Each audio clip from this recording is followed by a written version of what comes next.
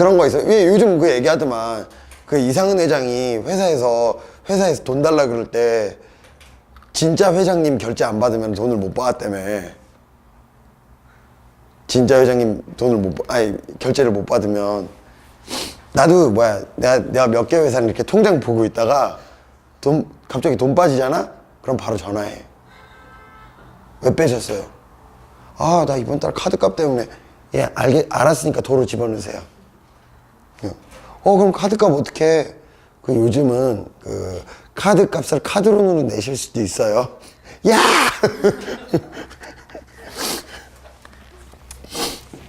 근데 그분 친구분인데 부가가치세 신고를 해달라고. 근데 그렇다? 그냥 뭐 10몇만 원 주면은 신고해주거든, 딴 데에서. 근데 내가 그냥 공짜로 해주니까 좋잖아. 근데 그걸 오해하고 있어. 그러면 그 마음의 빚 때문에 나한테 술을 한 4, 50만 원어치 사요, 또. 안 남는다니까? 너희들 일할 때 그거 알아야 돼. 세상에서 돈 주고 하는 게 제일 싸. 진짜야, 돈 주고 하는 게 제일 싸. 자, 챕터 9번 유형자산과 무형자산. 유형자산의 최초 인식, 유형자산 취득원가. 유형자산은 재화나 용역의 생산이나 제공, 뭐 저쩌고 쭉 나와 있는데, 얘들아, 결국에 유형자산도 뭐야? 재고자산하고 취득원가는 똑같지. 그 자산을 판매 또는 사용 가능하게 만드는 데 있어서 회피 불가능한 지출이면 집어넣으란 얘기야. 자, 보자. 그래서 취득원가를 어떻게 파악하지? 그 자산 자체의 가치로 파악할 수 없으니까 그 자산을 취득하기 위해서 지급한 대가의 공정가치로 파악하는 거지. 그지? 자, 봅시다. 1번. 그래서 어떤 게 들어? 관세 또는 환급이 불가능한 취득 관련 세금. 이게 세금 신고 니네가 한 번만 해보면 딱 아는데 울 것 같아.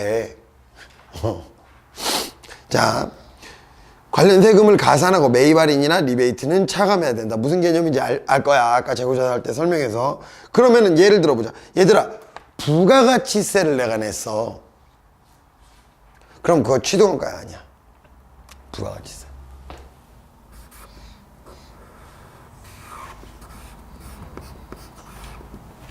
이거 취득원가야, 아니야? 취득원가야? 얘들아, 부가가치세라는 게 어떻게 하는 거야? 부가가치세라고 하는 게 내가 공급을 하면은 그치, 매출세액이 발생하고 내가 부가세 10%를 더 받잖아. 그치? 그리고 내가 낼 때는 부가세 10%를 더 내잖아. 매입세. 이렇게 해가지고 얘는 공제를 받는 거 아니야? 공제 또는 환급. 그치? 그럼 내가 부가가치세 뭐 살라고 냈어. 예를 들어서 내가 이 회사에 컴퓨터를 샀어. 200만 원 주고 샀어. 그럼 20만 원은 뭐야? 그러니까 220만 원 주고 샀어. 그럼 20만 원 부가가치세 나 환급 받잖아. 그러니까 아니야. 200만 원만 취득원가야. 그죠? 그래갖고 이거 실무적으로 이런 경우도 가능하다고. 토지를 샀어. 미안합니다. 저기 토지를 산 게 아니고 토지를 매도를 했어. 내가 토지라고 하면 안 돼. 토지 면세라서. 건물을 매도를 했어. 건물을 매도를 하면서 내가 공인중개사를 썼어.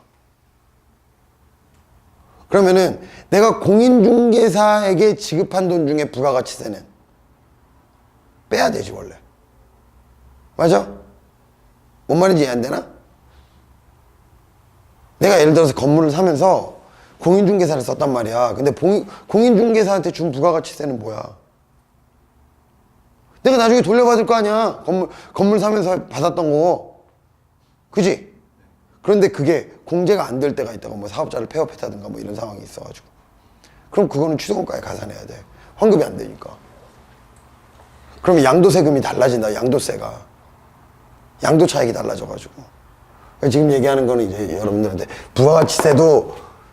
그러니까 부가가치세도 취득원가에 들어갈 수도 있고 안 들어갈 수도 있는데 일반적으로는 안 들어가겠지? 이해되지? 결국에 여기서 그래서 그냥 환급 불가능한이라는 표현이 나온 거라고. 또 두 번째 잘 나오는 거, 경영진이 의도한 방식으로 자산을 가동하는 데 필요한 장소와 상태에 이르게 하는데 직접 관련되는 원가. 유형자산 매입하고 건설하고 여기에 직접적으로 관련된 종업원급여는 당연히 있어야지 취득할 수 있는 거니까. 설치장소 중비도 당연하죠. 최초의 운송, 취급 관련 원가 당연하죠. 설치, 조립 당연하죠. 그리고 정상적으로 작동하는지 시운전이죠. 그리고 그 과정에서 전문가에게 지급한 수수료 당연하죠. 그죠? 자, 외부에서 구입했다면은 매입가에다가 매입 부대 비용 더하고 매입 할인 빼야 되죠. 취득세, 중개 수수료, 등기 관련 수수료 다 포함시켜야 되지, 매입 부대 비용에. 그죠? 그런데 취득과 관련된 게 아니라 이후 보유와 관련된 세금이 있단 말이야. 대표적인 게 뭐야? 재산세 내봤어야 알지. 종부세 내봤어야 알지, 니들이. 응? 뭐 니들이 재산이 있어, 뭐 종합부동산세 낼 일이 있어, 뭐 차도 없잖아, 자동차세, 이런 거 무시하는 거 아니야. 니네 나이 때는 없을 수도 있지. 학생인데 나중에 세금 많이 내. 재산세, 종합부동산세,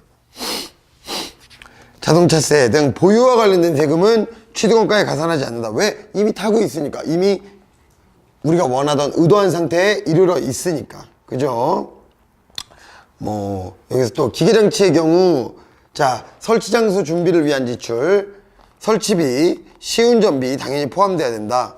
자, 만약에 중고기계를 샀어. 근데 그 기계가 마탱이가 가 있는 거야.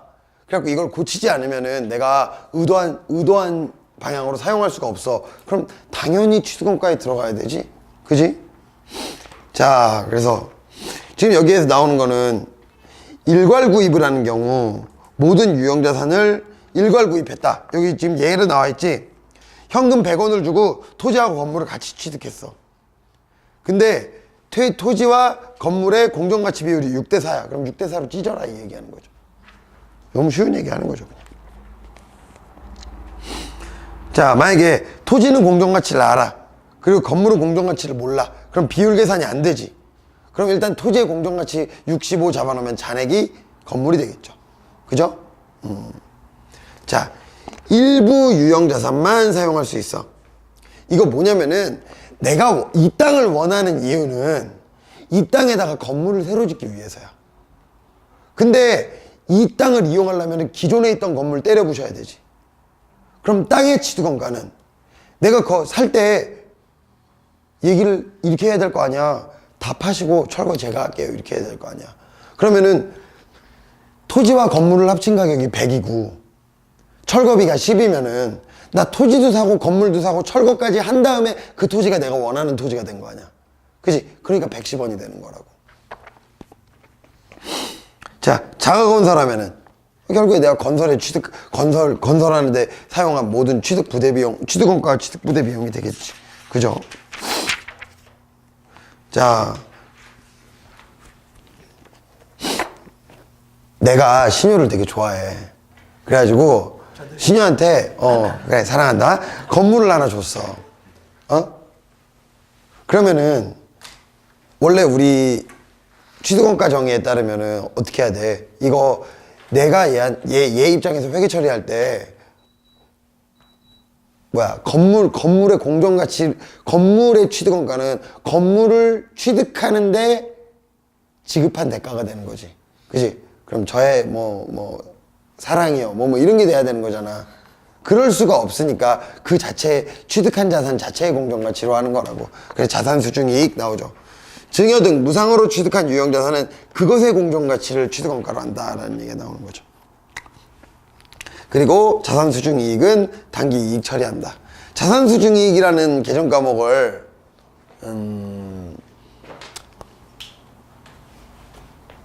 보면 마음이 따뜻해야 될 것 같아. 그러니까 내가 예를 들어 내가 법인이야. 뭐 법인이 사람은 아니지만 내가 어떤 법인인데 그 법인에다가 대표이사가 자산수중을 해갖고 자산수중이익이 있어. 그러면은 이 법인은 어떤 상황일까? 많이 힘든 거야. 니네 자산수중이익이라는 게 떴으면 재단이 아니잖아. 뭐 주식회사란 말이야. 재단 이런 거면 이제 뭐 기부도 하고 뭐 이럴 수 있는데 오죽 힘들면 대표이사가 사재를 털어갖고 돈을 집어넣겠어. 그죠? 그것도 법인에다가 매각한 것도 아니고. 아 맞다, 감정평가사한테 전화해야 되네. 아 나 진짜 미칠 것 같다. 되게 비싸더라 감정평가사. 감정평가 수수료 너무 비싸더라. 다음은 12월 말 결산법인인 예제 1번 한국의 거래래요.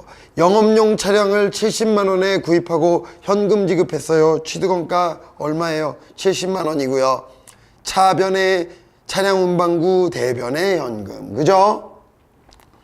1월 15일 날 위 차량에 대해 취득세 4만원을 지출했고 자동차세는 미리 냈대. 취득세는 취득세는 취득원가가 되는 거지. 그래서 차량 운반구 4만원 되고 2만원은 그냥 비용이에요.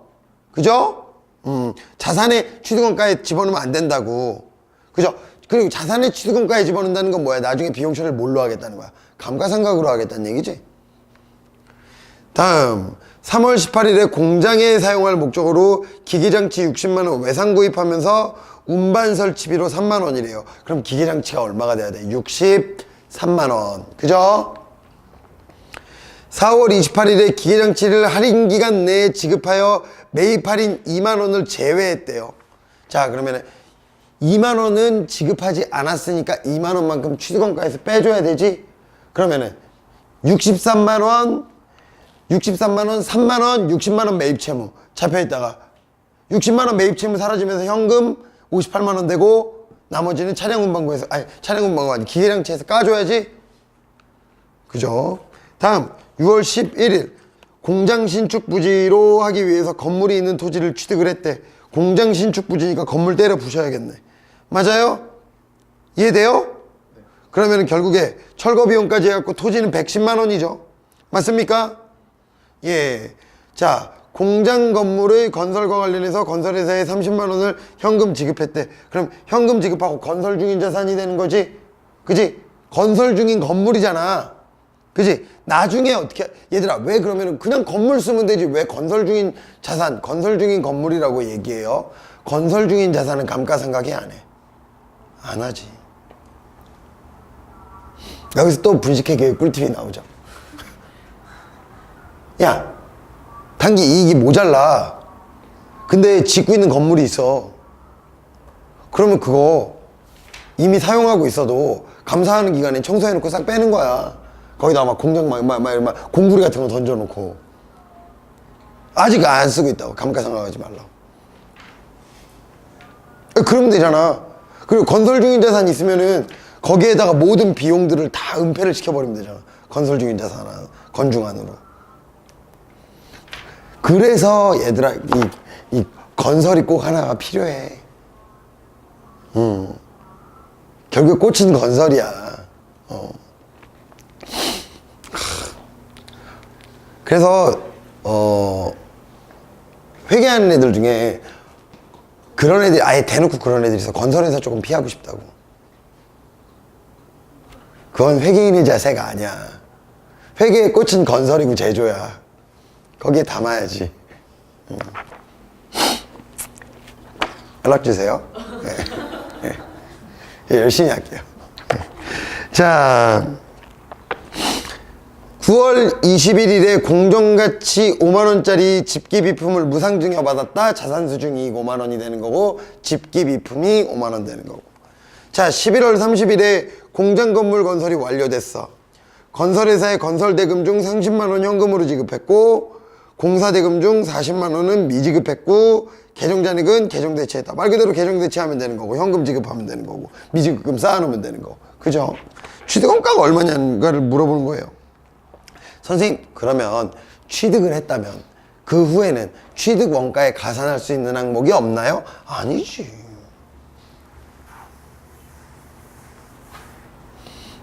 예를 들어서 건물에 엘리베이터가 없어. 엘리베이터를 달았어. 그러면 그 엘리베이터 얼마나 오랫동안 사용할 거야? 그지? 그리고 그 엘리베이터로 인해서 건물의 생산력이 올라가지. 그지? 엘리베이터, 야, 니네 엘리베이터 있는 건물 사고 싶어? 없는 건물 사고 싶어? 있는 건물 사고 싶잖아. 그지? 그러면은 굳이, 그냥 걸어 다니면 되니까 귀리오일 안 먹어도 다이어트가 될 거 아니야. 그잖아. 대표적인 게 그런 거예요. 그래서 여기 있죠? 취득한 이후에도 그 자산 때문에 발생하는 지출이 있는데 어떤 지출은 그 자산이 취득원가에 가산할 수 있고 어떤 지출은 단기 비용 처리해야 된다고. 그래서 자산이 취득원가에 가산할 수 있는 지출을 자본적 지출. 그지? 그리고 단순히 비용 처리해야 되는 지출을 수익적 지출이라는 표현을 써요. 봅시다. 그래서 자본적 지출은 해당 유형자산의 경제적 내용 요소 증가 또는 유형자산이 제공하는 용역의 양과 질이 증가, 생산력이죠. 그죠? 이런 경우에는 장부금액에 포함시켜라. 자, 새로운 생산 공정을 채택했어. 또는 기계 부품의 성능 개선을 통해 생산력이 증대했어. 내용 요소가 늘어났어. 아니면 상당한 원가 절감이나 품질 향상이 이루. 결국에 생산성이죠. 다음, 수익적 지출은 일상적인 수선 유지 또는 당초에 예상되었던 성능 수준을 회복, 결국에 고치는 거죠. 네. 그래갖고 개조를 하면 자본적 지출이 될 가능성이 높고 그냥 고장난 걸 수리를 하면 이건 수익적 지출이라고 봐야 된다고. 다음, 유형자산의 후속 측정. 자, 내가 그 얘기 한번 했었다. 자, 연주야, 감가상각의 회계학적 정의가 뭐니? 수익과 비용. 그렇지. 회계하는 사람은 수익비용 대응이 나와야 돼. 그리고 그냥 일반적인 사람들이 얘기할 때는 그냥 뭐 생산력 감소를 반영한다 뭐 이런 식으로 얘기할 수 있는데, 결국에 감가상각이라고 하는 거는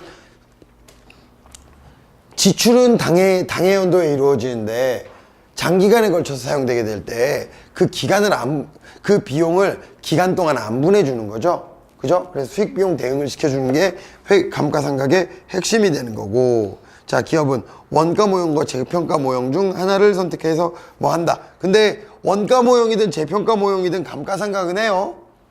근데 그럼 감가상각을 안 하는 자산도 있나요? 유형 자산 중에? 네. 투자부동산 공정가치 모형으로 평가할 때 안 하죠. 중급회계에서 배웠잖아.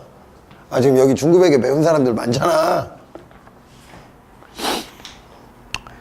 자, 됐고요. 감가상각 방법이 뭐냐?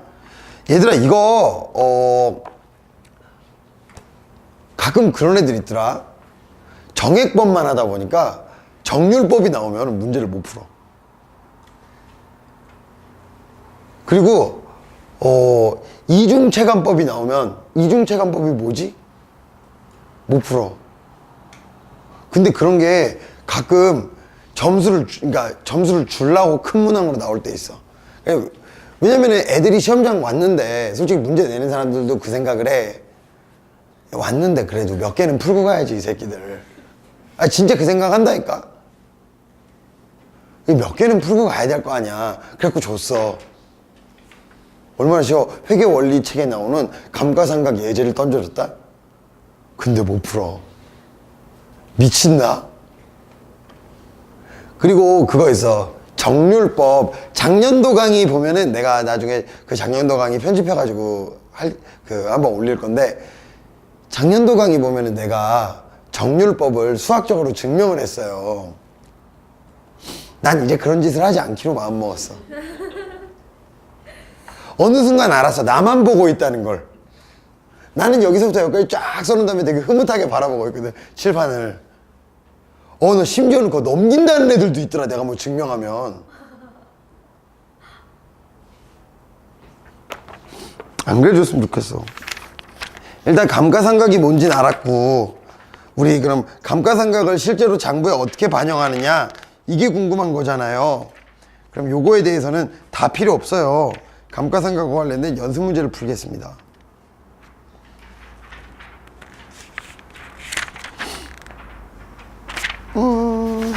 문제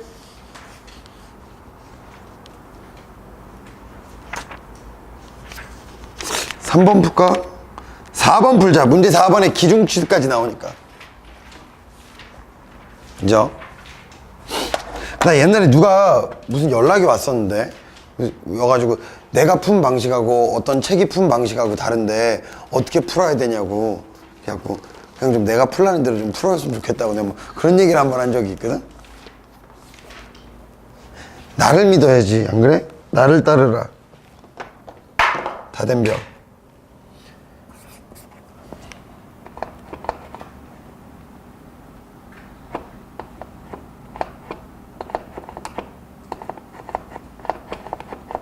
개동아. 네? 앞으로 네가 와서 분필 체크해놔. 일찍 도착해가지고. 뭐 새끼야, 네가 제일 만만하잖아. 야, 젊지, 학교 후배지. 제일 만만하지 뭐. 어쩔 거야. 나 임마 네 나이 때 날라다녔어.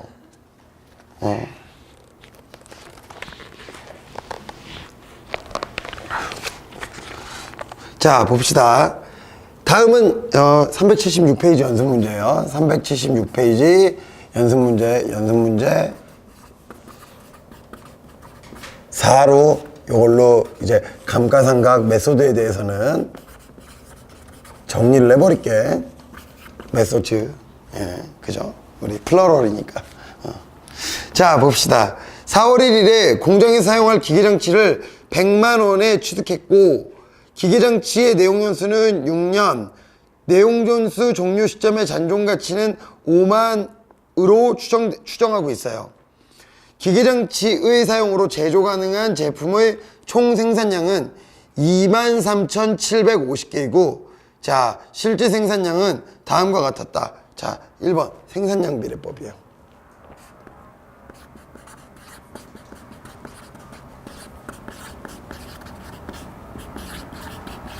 얘들아, 생산량 비례법이라고 하는 거는 결국에 전체 생산량 대비 당해 생산량으로 추정을 하자는 거죠.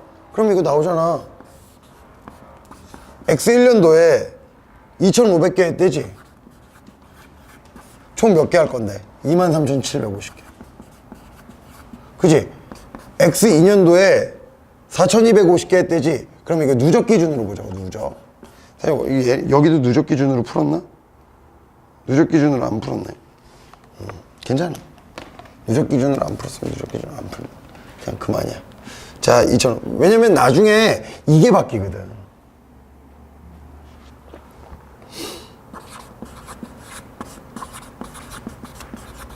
자, 그리고 X3년도에 5,500개.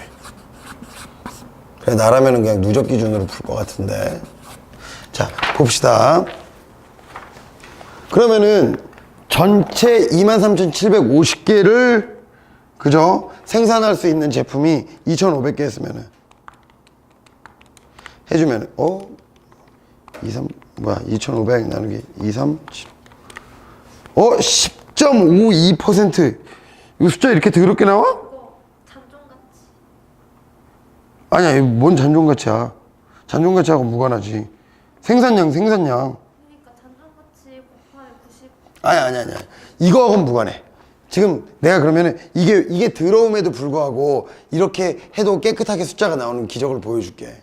니들이 지금 이게 더러워 보이는 이유는 이 문제에서 푼 방법이 나하고 좀 달라서 그래. 그러면은 답안하고 결국에는 똑같다는 걸 보여주면 되잖아. 자, 결국에 X1년도에 감가상각비는 얼마가 돼야 돼? 총 우리는 얼마만큼 감가상각을 해야 되지? 총 상각 범위액이 100만 원 빼기 잔존가. 우리 6년 동안 감가상각하고 나면 5만 원 남아 있어야 되니까 우리 6년 동안 95만 원 상각하면 되는 거지. 맞니? 요거 곱하기 요거 1번. 요거 곱해주면 되는 거야. 맞아요? 이 1번이 여기 1번에만 써볼게. 23750분의 2500 이렇게 되는 거 아니야. 맞아요? 그러면은 95만 원 곱하기 2500 나누기 23750 해주면은 10만 원 딱 떨어지는 기적이 벌어지죠.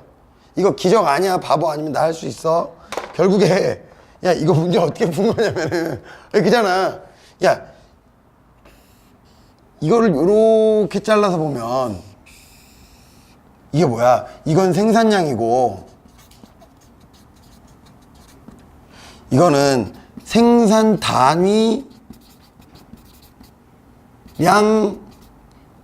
당 생산 단위당 감가상각비가 나오는 거잖아.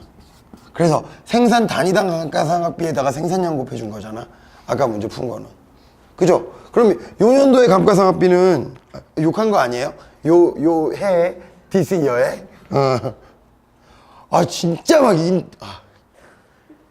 이대로 강의할 때, 짜증나.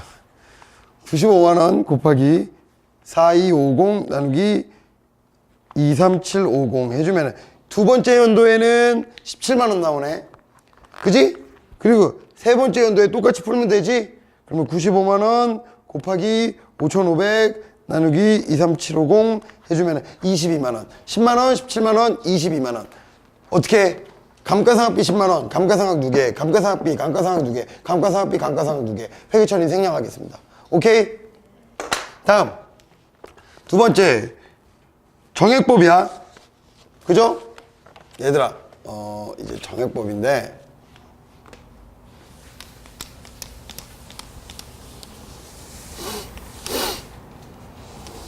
문제는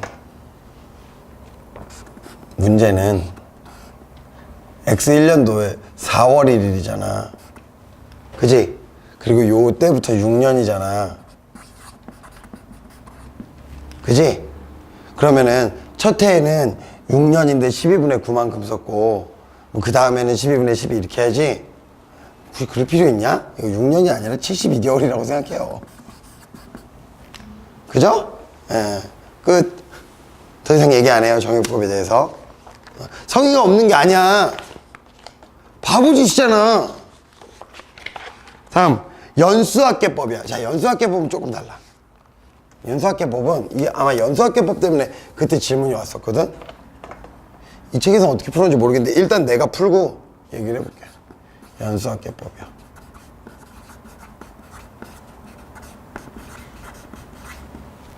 자, 연수학계법에서 이게 어떤 식으로 하는 거냐면, 예를 들어서 3년이라고 해볼게. 그래갖고 X1년도, X2년도, X3년도인데 이게 취득이 1월 1일 취득이었다고 해볼게. 그럼 요 해의 감가상각비는 왜 연수학계법이냐면은 3년, 자, 요때는 내용연수가 3년 남았지. 요때는 2년 남았지. 요때는 1년 남았지. 맞아? 이거분에 요때 남은 내용연수 3년. 요거는 똑같이 3 더하기 2 더하기 1분의 요때 남은 내용연수 2년.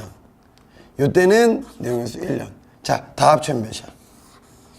100%지. 맞아? 그럼 이 100%의 비율로 뭘 삼각해줘야 돼? 삼각 대상액을 삼각해줘야겠지. 맞습니까? 그래갖고 95만원에 6분의 3은 이때 날라가고 6분의 2는 이때 날라가고 6분의 1은 이때 날라가면 되는 거 아니야. 그지? 그럼 요건 생략할게. 이거에 대한 설명은 지금 이 문제에서는 애들이 헷갈리는 게 뭐냐면은 이게 취득일이 4월 1일이라는 거야.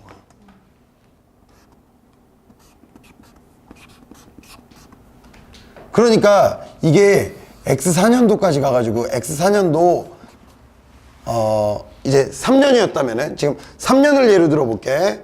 3년이면 이거 3월 30일에 끝날 거 아니야. 맞아?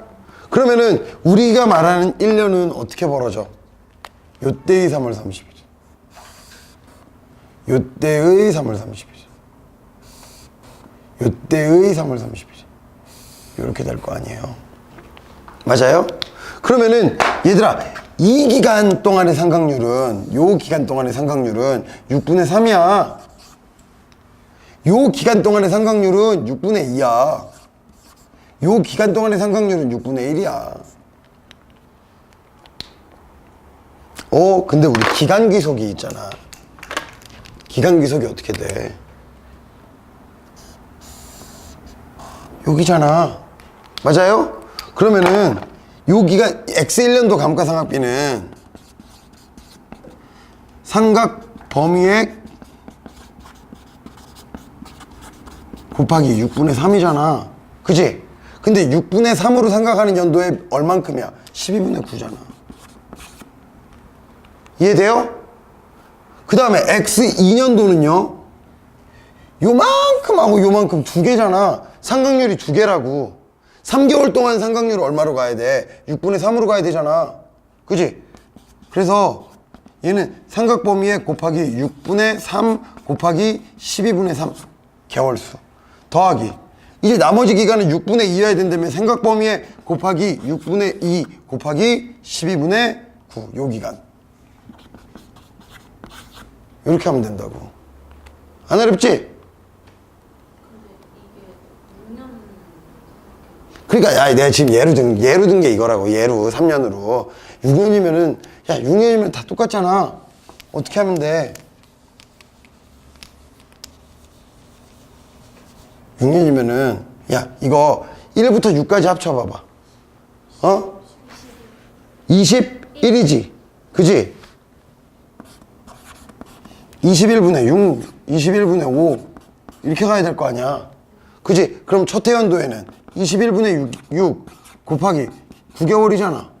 맞아? 그 다음 연도에는 21분의 6 곱하기 12분의 3 플러스 21분의 5 곱하기 12분의 9 이렇게 하면 될 거 아니야. 그 다음에 요거 숫자 바꿔서 5, 4 4, 3 3, 2 2, 1 그지? 그리고 나서 마지막에는 3개월치만 21분의 1 해주면 되겠네. 맞아요? 어렵지 않아. 숨을 못 쉬겠다 더워가지고. 춤은 틀어 또 이따가. 자 그리고 얘들아 이제 연수학계법 문제 이거 이렇게 풀면 되는 거지 그죠? 그러면은 첫 해 거는 야 이거 숫자만 답만 한번 써보자. 95만원 곱하기 6 곱하기 9 아이씨 95만원 곱하기 6 곱하기 9 나누기 21 나누기 12 주면은 20만 3,571원이야? 맞아? 뭐 그쯤 나오는 거죠. 다음. 자, 다음이 이중체감법이니? 이중체감법은 변태야. 별거 없어. 똑같아. 자, 이중체감법은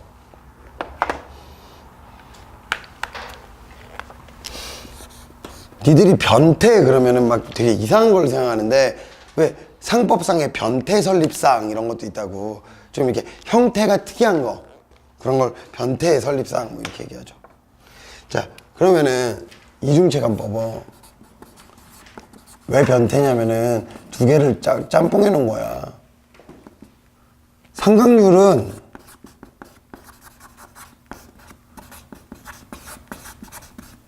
정액법의 방식을 따라. 그런데 왜 이중이냐면 정액법 방식 곱하기 2야. 그리고 삼각 방법은 이거는 정률법의 방식을 따라. 정률법이라는 거 내가 한번 편집해서 올릴게. 이거 내가 증명 옛날에 했었는데 결국에 미삼각 잔액 삼각 범위액이 아니라 전기말 장부가액에다가 몇 퍼센트 곱하면은 삼각률 그 삼각률을 곱하면은 감가상각액이 나오고 예를 들어서 5년짜리 정률법으로 삼각을 한다. 그러면은 5년이면은 삼각을 해가지고 잔존가치가 딱 나오게 떨어지게 만들어 놓는다고. 옛날에 증명했는데 이제 안 할 거야. 절대로 안 해 이제. 자 그러면은 봅시다. 이중체감법인데 삼각률을 제시를 해줘 버렸지. 이거 원래는 몇이야? 만약에 잔존가치가 없다면 그러면은 6분의 1이라고. 그러니까 정액법이라면 그러니까 잔존가치가 무관해. 6분의 1이잖아 원래 삼각률이. 정액법이면 정률법은 6분의 1 곱하기 2 3분의 1이니까 33.3% 이걸 준 거라고. 근데 만약에 이거 삼각률 안 줬다고 애들 못 풀면 도라이예요. 그죠? 자, 그래서 이중체감법은 상각률은 정해져 있고, 그럼 첫 해에는, 자, X1년도에는 감가상각비 얼마 나와야 돼? 간단하지. 뭐야, 100만원. 선생님 95만원 아니에요? 방법은 정률법을 따른다 그랬잖아. 이거 미삼각잔액이라고. 곱하기 33.3%야. 그러면은 33만 3천원이지. 맞아요? 선생님 곱하기 12분의 9. 그지? 자, X2년도에는 자, 지금 X2년도에는 아직 뭐가 남았어? 전기말이라고 하는 기준이 이게 남아있잖아. 그치? 1기, 한 기간이. 요거에다가 더하기, 이제 이 가액이 바뀌어야 돼. 그러면은 33.3만, 33만 3천 원 다 빼면 66만 7천 원이 되는 거지. 그치? 요거 곱하기 33.3% 곱하기 12분의 9. 이해돼요? 그럼 X3년도에는 66만 7천 원 곱하기 33.3% 곱하기 12분의 3. 자, 그러면은 66.7%니까 667 곱하기 66.7% 하면 444,889네.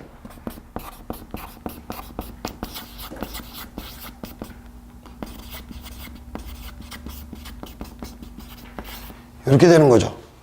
방법 어렵지 않지, 얘들아? 결국에 뭐야?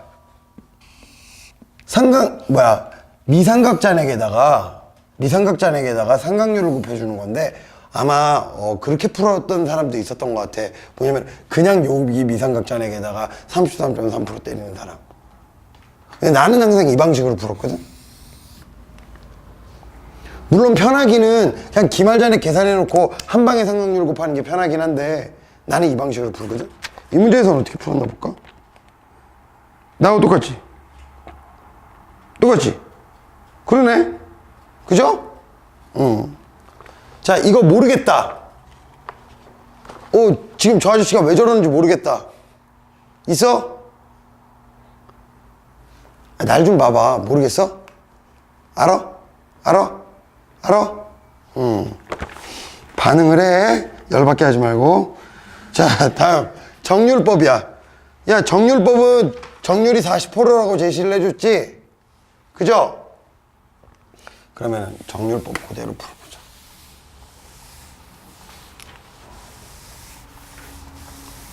정률법은 이제 이거 스트레이트로 바로 풀 수 있다고.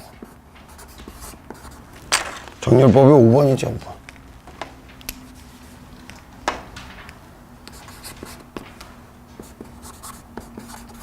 근데 그거 있다? 내가 그냥 딱 보고 이거지 하고 넘어가면은 니네들이 이거겠지 하고 손으로 안 써보는 애들이 있어.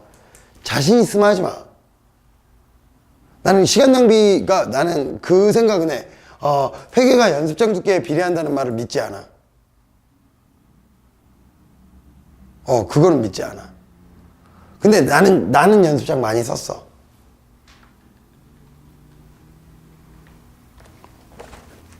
그만큼 머리를 많이 써야지 아무 생각 없이 그 연습장만 꾸미고 있는 애들이 있다고. 그럼 그 친구들은 이제 뭘 하고 있는 거야? 제지회사와 그 문구회사의 주식을 들고 있는 거지. 그렇게 생각하면 돼.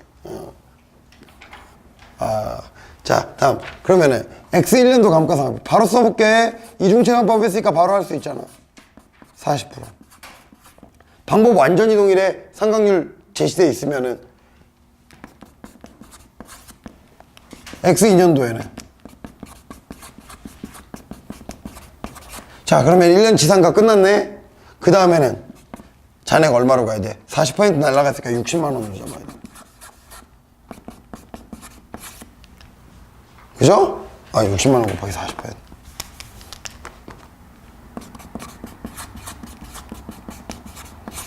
그지? X3년도에는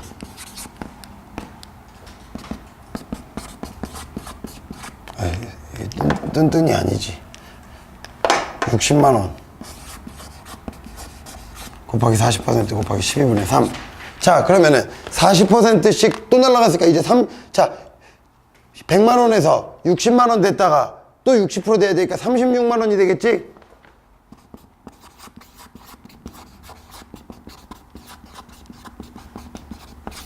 이렇게 하면 되는 거죠? 어렵지 않죠? 자, 다음 이중체감법에 따라 감가상각을 한다고 할 때 이중체감법 감가상각 하면 되죠. 수치 다 나왔고요. 그 다음에 해야 할 회계처리와 부분 재무상태표. 아니, 재무상태표 어떻게 하면 돼? 100만 원에서 지금까지 감가상각 누계액 쓰고 그거 차감하면은 잔액이 기말 장부가액이다 이렇게 쓰면 되는 거죠. 문제 나와 있습니다. 네, 됐어요. 네, 됐습니다. 얘들아, 근데 감가상각을 하면서 지금 다양한 감가상각 방법들이 있는데 왜 이렇게 다양한 감가상각 방법들이 있을까? 이 생각을 해보자고. 왜 이렇게 다양한 게 있어? 그냥 정액법만 있으면 좋은데. 그 자산이 결국에 우리 감가상각 수익비용 때문에 한다 그랬지. 수익비용 대응 때문에. 근데 그러면은 비용화시키는 금액은 뭐가 돼야 돼? 그 자산이 창출해낸 생산력의 비례를 내야 된다고. 그지? 근데 생산성이 처음에는 높다가 추후에는 떨어져. 이런 것들은 초기에 상각을 많이 해주고 후기에 상각을 덜 해주는 게 수익비용 대응 원칙에 더 합리적일 거 아니야. 맞아? 그래서 초기에 상각을 많이 해주는 정률법. 그죠? 이중체감법. 또는 연수학계법. 이런 걸 쓰는 거라고. 뭐 생산량 비례법. 만약에 나오는 제품들이 다 동일하다면 생산량 비례법으로 할 수도 있고. 근데 총 생산량 추정하는 게 힘들잖아. 그죠? 옛날에 감가상각 방법을 K갭에서는 뭘로 했냐면은 감가상각 방법을 바꾸는 것을 회계 정책이라고 생각했어. 감가상각 방법은. 근데 IFRS에서는 감가상각 방법을 어떻게 선택하라 그러냐면은 그 자산이 만들어내는 그 자산이 수익을 창출해내는 형태 있지. 그 형태를 추정해서 가장 유사한 방법으로 하라고 돼 있다고. 그래서 감가상각 방법을 바꾸면 회계 추정이 바뀌었다고 봐. 이게 나중에 니네 중급회계 가서 배우는 회계정책, 회계 변경과 오류 수정, 여기에서는 굉장히 중요하게 다루는데, 회계 변경에서 정책의 변경이면은 내가 임의로 회계 정책을 바꾼 거니까 그걸로 인해서 당기손익이 조작되지 않게 만들려고 과거에 있던 것까지 소급해서 다 수정을 해버려. 그런데 추정의 변경이면은 과거하고 상황이 바뀐 거니까 전진적으로 처리한다고. 지금까지 있었던 회계 처리는 묻어두고 추후에 대한 회계 처리만 한다고. 이게 달라.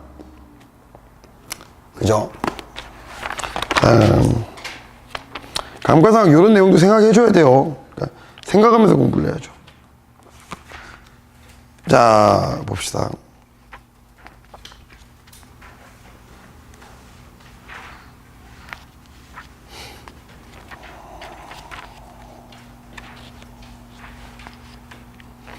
그래서 기중취득자산까지 해가지고 정리하다 끝났죠. 357페이지까지. 그죠? 다음 358페이지 유형자산의 처분. 자, 처분을 할 때는 결국에 처분을 한다는 거는 내가 보유한 건 다 주고 내가 가진 건 주고 그리고 그것에 대한 대가는 받고 이거잖아. 결국에 뭘 받았나 뭘 줬나 이것만 회계 처리하면 된다고. 자, 처분을 했으니까 더 이상 내 것이 아니야. 정보용이한테 내 거라고 보고하면 안 돼. 그렇기 때문에 그 자산과 관련돼 있는 모든 장부 금액을 다 제거해 줘야 될 거 아니야. 이해됩니까? 그래서 지금 나와 있죠. 예제 8번 보면 취득 시점부터 처분 시점까지 회계 처리를 해달래. 자, 그러면은 일단 이거 정액법 상각을 하고 장종 가치가 2만 원이고 내용 연수 4년이니까 8만 원 나누기 4 매년 2만 원씩 감가상각 해야겠네. X0년도에 말에 감가상각 어떻게 하면 돼? 그러니까 X0년도 취득할 때는 기계장치 10만 원, 현금 10만 원. 그리고 X0년도에 감가상각 2만 원. 그죠? 감가상각 B, 감가상각 2개. 그 다음에 4월 1일이니까 2만 원 중에서 12분의 3만 해줘야 되지? 12분의 3. 그러면 5천 원인가요? 감가상각 B, 감가상각 2개 5천 원. 그지? 그 다음에 감가상각이 끝나고 처분해줘야 되지. 현금 얼마 받아? 현금을 8만 원 받았어. 차변에 현금 8만 원. 그리고 뭐가 사라져? 기기장치 10만 원 다 사라져야 되지. 그거에 딸려있는 감가상각 누계액 7만 5천 원도, 아니 2만 5천 원도 다 사라져야 되지. 맞아? 그러면 결국에 순장부가액으로 7만 5천 원 사라지는 거 아니야. 현금 8만 원이고 5천 원은 뭐다? 처분이익이다. 그죠? 자, 다음 유형자산의 손상이라고 하는 건 마탱이 간 거죠. 그래서 우리끼리는 막 그런 얘기 많이 한다고, 이게 막 회계사들끼리 뭐 이렇게 회계하는 친구들끼리 모여가지고 막 얘기하다가 그 동창 여자애를 봤어. 그럼 딱 보면 뭐라 그래? 야, 쟤도 감가상각 많이 됐다. 진짜 이뻤는데. 야, 진짜 내용연수가 내용연수 많이 썼구나. 그러면은 내가 뭐 예를 들어서 그런 얘기하는 친구 있으면 내가 이제 걔한테 얘기하잖아. 야, 새끼야, 쟤는 그냥 감가상각이, 너는 손상차손이야. 자, 손상차손이라고 하는 건, 손상이라고 하는 거는 그 자산의 생산력이 감가상각의 범위를 지나서 굉장히 유의적으로 손상됐을 때 완전히 마탱이 같다 이거라고. 그거를 그러니까 단순히 금액의 문제가 아니야. 금액이 크다 적다의 문제가 아니라 그 자산의 생산성에 굉장히 유의적인 징후가 나타나는 거야. 마탱이 같다라고 하는. 봅시다. 유형자산은 매 보고기간 말마다 손상을 시사하는 징후가 있는지를 검토하고, 손상 징후가 있는 경우에는 그러면은 회수 가능가액으로 마이너스 쳐야 되지. 회수 가능가액으로 줄여야 돼. 예를 들어서 10만 원이었는데 손상되고 나서 회수 가능가액을 추정해 보니까 3만 원이야. 그럼 7만 원만큼 손상차손으로 인식해줘야 되지. 그래서 손상차손 누계액이라는 계정 과목으로 자산의 마이너스 계정으로 표시한다. 그죠? 그래갖고 유형자산 밑에 부분 재무상태표 있죠. 유형자산 취득원가는 얼만데 이 취득원가에서 감가상각 얼마만큼 했고 손상차손 얼마만큼 인식했고, 그래서 유형자산 장부가액이 얼마다 이렇게 표시되어 있는 거죠. 그런데 얘들아, 회수가능가액 추정하기 전에 감가상각을 먼저 해야 되죠. 항상 손상회계는 우리가 해야 되는 기말회계 처리를 다 하고 나서 맨 마지막에 한다 이렇게 생각하면 돼요. 손상회계, 대손회계. 자, 유형자산 손상을 뭐 해보래요. 자, 취득일부터 해야 될 회계 처리. 자, 그냥 눈으로 합시다. 자, 내용연수 5년짜리고 감가상각 정해법이고 잔존가치 없다 그랬어. X0년도에 감가상각비 만원, 감가상각 누계액 만원. 그죠? 취득은 이제 뭐 현금 5만원 주고 취득한 걸로 하면 되고. X1년도에 감가상각비 만원, 감가상각 누계액 만원. 그럼 손상 전에는 장부가액이 얼마야? 5만원짜리에 감가상각 누계액 2만원 붙어갖고 3만원이지. 맞아요? 근데 회수가능가액이 12,000원이래. 18,000원만큼 날려야 되네. 차변에 유형자산 손상차손이라고 비용 처리하고, 대변에 손상차손, 유형자산 손상차손 누계액이라고 하는 마이너스 계정으로 표시해야 되지. 그지? 그래서 장부가액을 어떻게 표시해야 돼? 5만원이었다. 취득원가 5만원. 감가상각 누계액 2만원. 손상차손 누계액 18,000원. 해가지고 12,000원. 이렇게 보고 해야 되는 거지. 그죠? 됐습니다. 자, 재평가 모형. 그래갖고 비례수정법, 누계액 제거법.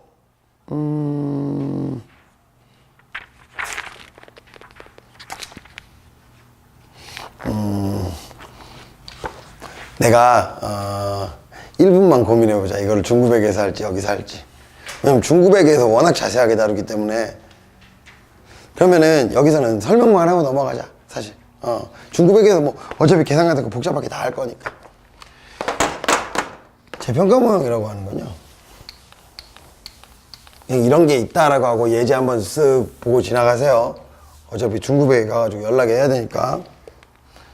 웬만한 반복되는 거는 나는 회계 원리 때는 중구회계 때, 그러니까 회계 원리 때는 회계 원리 때에만 할 수 있는 이 논리들 있지, 회계학 논리들. 요거를 주로 하고 중구회계 때 반복되는 내용들은 좀 줄이려고 하는데, 자, 재평가 모형이라고 하는 거는, 자, 재평가 모형이라고 하는 거는 어떤 자산 취득원가가 있어. 그러면서 이 취득원가가 감가상각에 의해서 자, 잔존가치를 향해 나아갈 거야. 그럼 이 잔존가치를 향해 나아가는 과정에서 기말해 보면은 이게 IFRS는 니네 지금 기준서가 왜 개정되고 있는지 모르지. 기준서들이 계속 공정가치 회계를 향해 달려가고 있는 거야. IASB, IFRS 핵심은 뭐야? 공정가치 회계라고. 그래갖고 재무상태표를 공정가치에 의거해서 평가해보자. 유형자산제 평가라는 건 뭐야? 자, X1년도에 취득원가에서 요만큼 감가상각이 돼서 장부가액은 이건데 정보이용자 입장에서 얘가 보유하고 있는 자산의 공정가치를 아는 것이 얘들은 의사결정에 유용할 것이다. 그래서 여기에다 공정가치를 평가해보자. 그래서 공정가치 평가를 하게 되면은 이만큼은 뭐가 돼? 이거는 이익이 되는 거지. 그죠? 그러면 또 그 다음에 감가상각은 어떻게 이루어져? 얘를 기준으로 이루어진다고, 이렇게. 감가상각 라인이. 그리고 여기서는 또 여기에 공정가치가 있다 그러면 여기를 이렇게 내려줘야 된다고. 그러면은, 자, 얘들아, 요때는 일단 감가상각이 이루어지는 라인은 이렇게 이루어져야 되지. 감가상각 라인은 이렇게 갔다가 요렇게 가야 되는 거지. 감가상각은 빨간색으로 표시한 게 감가상각 라인은 이렇게 이루어질 거 아니야. 그리고 그럼 요때 이 이익 같은 건 어떻게 평가하나요? 아, 자산을 공정가치로 보고하자며. 그러면은 유형자산 얼마, 그죠? 그리고 재평가 잉여금. 만약에 여기 이거를 얘들아 당기순이익으로 넣게 되면은 당기순이익에 미치는 영향이 미실현손익을 인식하게 되는 결과가 나온다고. 그치? 실제로 실현된 거 아니잖아. 그리고 실현 여부도 불투명하고 그냥 이거 끝까지 써버릴 수도 있으니까. 그래서 당기순이익으로는 안 넣고 이 재평가 잉여금을 뭘로 처리해? 얘를 기타 포괄손익으로 처리한다.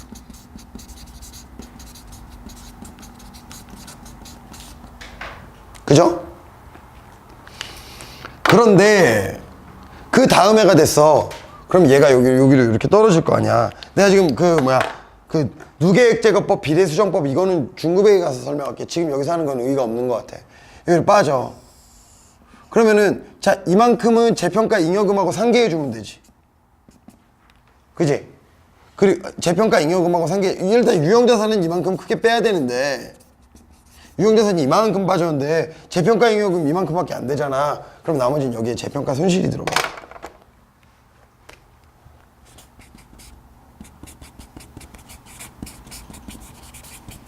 근데 또 이거는 또 당기순이익이야. 이게 웃긴다니까? 분명히 이게 좀 웃겨. 여기서 더 웃긴 게 나와. 이때 이 재평가 잉여금이라고 하는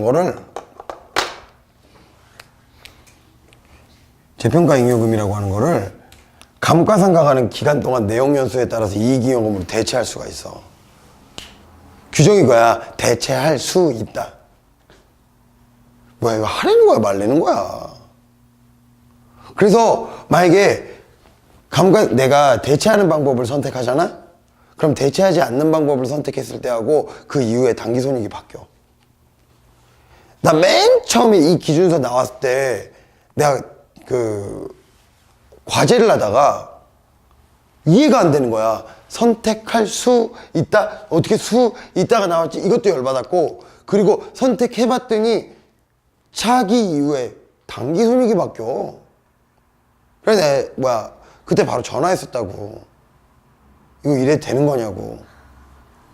아니, 3일 다니고 있는 그때 선배가 있어가지고. 그랬더니 우리는 그냥 다 한다 그러더라고. 알겠습니다. 그래서 나중에 문제가 나올 때도 문제가 나올 때도 되게 막 계속 논란이 있었어. 이거 어떤 식으로 처리해야 되는지. 뭐가 있는지 알아? 재평가 잉여금을 기간 동안 이익잉여금을 대체할 수 있어. 그러면은 재평가 손실은 단기 손실이지. 그럼 이거 환입할 때도 환입한도도 그렇게 가야 되는 거 아니야? 마이너스 문제도. 그래갖고 실제로 내 기억에 안진회계법인이었나? 거기에서 나온 그 해설서에는 얘를 기간 동안 안 분하면은 얘도 기간 동안 안 분해갖고 환입한도를 잡아야 된다 뭐 이런 얘기도 있다고. 정해진 게 없어. 수험생 입장에서 어떻게 하면 돼? 그냥 주어진 대로 풀라고. 근데 주어지지 않았을 때는요, 막 풀어. 막 풀고 밑에 써놔. 니네가 문제를 거지같이 만들어갖고 내가 막 풀었다고. 그럼 되잖아. 그래서 뭐 요런 이슈가 있다. 어떤 건지 뭐 알면 되죠. 중급회에 가서 자세하게 다뤄야 되는 내용이기 때문에 여기서는 재평가 모형은 그냥 한번 읽어보고 넘어가겠습니다. 자, 됐고요. 자, 무형자산. 나 이거 무형자산. 맞다. 진짜 감정평가사에 지금 전화해야 돼. 네, 나중에 전화. 자, 여기까지 하고 일단 전화 좀 합시다.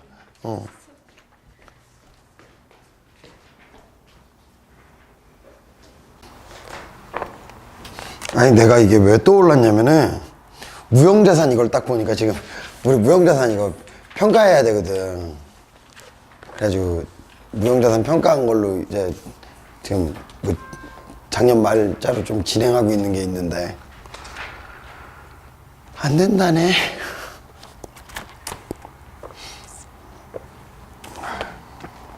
봅시다. 자, 무형자산. 얘들아, 지금까지 우리가 얘기한 유형자산은 실물을 우리가 텐저블, 만질 수 있는 걸 얘기하는 거였지. 근데 그 외에도 자산의 정의를 충족하지만 그 물리적 실체가 존재하지 않는 자산들도 있다고. 대표적인 거, 상표권, 그지? 그리고 특허권, 요런 이 산업재산권들, 요런 것들이 이제 실제로 자산의 정의를 충족하면서 미래 경제적 효익의 유익 가능성도 높고 그 금액도 신뢰성 있게 측정할 수 있음에도 불구하고 물리적 실체가 없다 그래갖고 자산으로 평가하지 않는 거는 우리가 정보 이용자들한테 굉장히 중요한 정보를 제공하지 못하지. 그지? 그리고 상대적으로 또 무형자산이 갖고 있는 문제점도 하나 있는데, 무형자산 평가를 할 때 무형자산은 물리적 실체가 없다 보니까 아무래도 이 평가의 객관성을 확보하기가 좀 힘든 경향은 있죠. 그죠? 그래서 무형자산이라는 계정이 있으면 좀 리스크가 있다라고 생각을 할 수 있는데 봅시다. 물리적 실체는 없지만 식별 가능한 비화폐성 자산이다.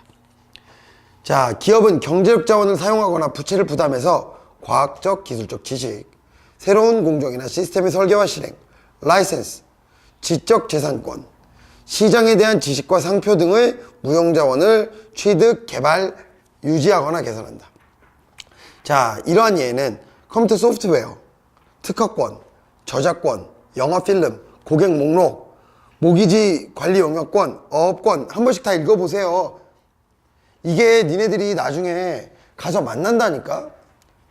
예를 들어서 니네들 대부분이 이제 금융공기업을 가려고 하면은 금융공기업 쪽에서는 언제나 상대편 회사 재무제표를 평가해야 될 필요성이 생기잖아. 그죠? 그러면 그때 그 재무제표에 무형자산이 떠 있으면 이거 뭔가 관심 갖고 봐야 되잖아. 그래서 프랜차이즈, 고객이나 공급자와의 관계, 충성도, 시장 점유율, 판매권 등이 있다. 근데 중요한 건 뭐야? 이러한 항목들이 모두 무형자산의 정의를 충족하는 것은 아니다. 무형자산이 다음의 요건을 모두 충족해야만 인식한다. 식별 가능하고 자원에 대한 통제가 있어야 돼. 예를 들어서 얘들아, 신라면을 사람들은 사랑해. 근데 신라면을 사랑하는 고객들의 마음은, 그 로열티는 우리가 통제하고 있니? 아니잖아. 그지? 그래서 무형자산의 정의를 무형자산의 인식요건을 충족하지 못하는 거예요. 자, 그래서 무형자산 분류했을 때 브랜드명, 제호 출판 표제, 컴퓨터 소프트웨어, 라이센스 프랜차이즈, 저작권, 특허권, 기타 산업재산권, 용역 운영권, 기타 개발 중인 무형자산 쭉 나와 있어. 됐어요. 자, 만약에 무형자산이 내용 연수가 있어. 그냥 감가상각하면 돼. 근데 무형자산은 대부분 딱히 경제적 효익이 발생하는 형태를 특정할 수 없어서 그럴 때는 어떻게 하지? 주로 정액법으로 하죠. 그죠? 그리고 경제적 내용 연수가 길어. 근데 그게 법정 내용 연수보다 길어가지고 법정 내용 연수가 더 짧은 상태야. 야, 그러면은 법정 내용 연수가 끝난 순간부터 어떻게 되지? 법정 내용 연수가 끝나고 나면은 통지를 못 하잖아. 그지? 그래서 경제적 내용 연수와 법적 내용 연수 중에 짧은 거. 그리고 소비되는 형태가 신뢰성 있게 측정이 된다면 그 방법을 쓰면 되는데, 그게 아니라면 감가상각은 정액법. 그죠? 그런데 자, 이건 내용연수가 유한할 때 이야기고, 내용연수가 비한정인 경우, infinite, 이거 무한하다라는 표현이 아니야. 무한하다는 거하고 다르게 여기서 얘기하는 infinite가 indefinite, 그죠? 예, 비한정이라는 표현을 정확히 딱 정할 수 없다라는 거죠. 그래서 infinite를 말하는 것이 아니라 indefinite이다. 그래서 내용연수가 비한정인 경우에는 상각은 못해요. 왜? 내용연수를 알아야 상각을 하지. 그죠? 대신에 그러니까 매년 말 손상 징후를 보일 때와 매년 말 손상 검사를 해야 되죠. 그죠? 그래서 여기에 정기적인 손상 평가를 해야 한다라고 돼 있잖아. 그래서 웬만하면 원래 손상 평가 언제? 손상 징후가 있을 때 하잖아. 근데 이런 내용연수가 비한정인 무형자산인 경우에는 매 보고기간 말에도 평가를 해야 돼. 오케이? 다음, 무형자산 손상 똑같습니다. 재평가 하려면 똑같이 유형자산하고 풀이는 똑같아요. 자, 다음, 내부적으로 창출된 무형자산. 내부적으로 회사가 뭐 신제품을 개발하고 있어. 어떤 프로젝트를 수행하면서. 그럼 얘는 우리는 연구 단계하고 개발 단계로 나눠 놓죠. 그래서 연구 개발비라 그러면은 사실 엄밀히 말하면은 좀 애매한 표현이라고. 연구 개발비가 아니라 연구비와 개발비야. 연구비는 아직은 특정하게 우리가 딱 봤을 때, 아, 이거는 앞으로 미래 경제적 교육을 만들어낼 만한 가치가 프레딕터블하다. 그 전 단계야. 그러니까 그냥 일상적으로 하는 연구라고. 그래서 얘들아, 그 과목에 그 재무제표 보면 중소기업 재무제표에 경상연구개발비라는 항목이 있을 거라고. 그게 뭐냐, 연구개발하는데 그냥 경상 일상적으로 쓰는 돈이라고. 이건 비용 처리해야겠지. 근데 만약에 자산 항목에 개발비 이렇게 떠 있어. 왜 개발비인데 자산이에요? 자산이야. 개발비는 이제 프레딕터블에 그 상황에서 자원을 투여하는 거야. 자산의 인식 요건을 충족시킨 프로젝트가 존재한다는 거지. 그죠? 그래서 자, 새로운 과학적 기술적 지식이나 이해를 얻기 위해 수행하는 독창적이고 계획적인 탐구활동은 연구고요. 개발은, 자, 동그라미 치세요. 상업적인 생산, 동그라미, 사용, 그리고 현저히 개량, 그리고 계획이나 설계의 적용이라는 말이 들어가야죠. 그래서 내부 프로젝트의 연구 단계에서는 미래 경제적 교육을 창출할 무형자산이 존재한다는 걸 제시할 수 없으니까 비용 처리하는 거고, 개발 단계에서는 훨씬 더 진전되어 있어. 그래서 무형자산을 식별할 수 있고 그 무형자산이 미래 경제적 교육을 창출할 것임을 제시할 수 있어요. 그죠? 그래서 자, 연구 단계야. 연구 단계에서 무조건 비용 처리라고.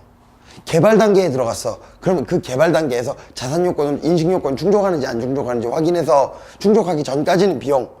개발 자산 인식 요건을 충족하는 순간부터 자산화 시킬 수 있는 거죠. 그죠? 그럼 감가상각은요? 똑같이 이거 건설 중인 자산 아니야. 건설했다가 사용 가능한 시점부터 생각해야죠. 자, 그래서 무형자산 나와 있는데 12월 말에 목소리가 끝까지 갔네 지금. 결산법인인 양국이 X1년 1월 1일 특허권을 취득하고 4만 원을 지출했어요. 취득한 특허권은 관련 법률에 의해 10년간 배타적 권리. 그런데 경제적 내용 연수가 4년밖에 안 돼. 감가상각은 정액법이래. 그러면은 4만 원을 4년 동안 감가상각해 주면 되지. 그죠? 어렵지 않죠? 그러면 일단 취득할 때는 얼마야? 현금 4만 원 나가면서 산업재산권 4만 원. 특허권이죠. 그리고 한국은 X 1년 중에 자체적으로 운영하고 있는 연구소에서 3가지 프로젝트를 수행하고 있대. PST래.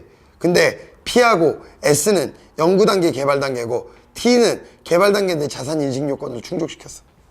그럼 현금 2만 원과 3만 원은 경상연구 개발비 비용 처리. 그죠?